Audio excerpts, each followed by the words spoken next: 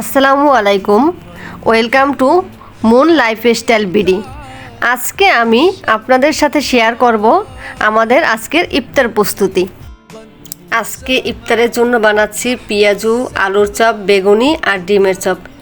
এগুলো আমাদের আজকের ইফতার আইটেম। সাথে আছে শরবত, ফল আর কিছু স্পেশাল খাবার। আমাদের বারান্দায় একটা ছোট্ট চমৎকার জিনিস হয়েছে। একটা পাখি এসে এখানে বাসা বানিয়েছে। দেখুন কত সুন্দর করে বাসাটা বানিয়েছে, একদম ন্যাচারাল আর পিসফুল লাগছে। প্রতিদিন ওদের দেখলে খুব ভালো লাগে, মনে হয় ঘরটা আরও সুন্দর হয়ে গেছে। এখানে ছোট ছোট বাচ্চাও আছে, খুব মিষ্টি লাগছে।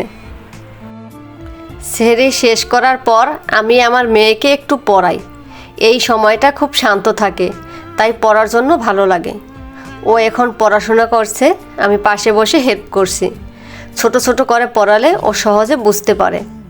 মায়ের সাথে পড়াশোনা, এই সময়গুলো আমার খুব প্রিয়। রমজানে শুধু ইবাদত না, বাচ্চাদের পড়াশোনার দিকেও খেয়াল রাখা জরুরি। আপনারা সবাই আমার মেয়ের জন্য দোয়া করবেন। বিকেল হয়ে গেছে, এখন শুরু করছি আজকে ইফতারের রান্না।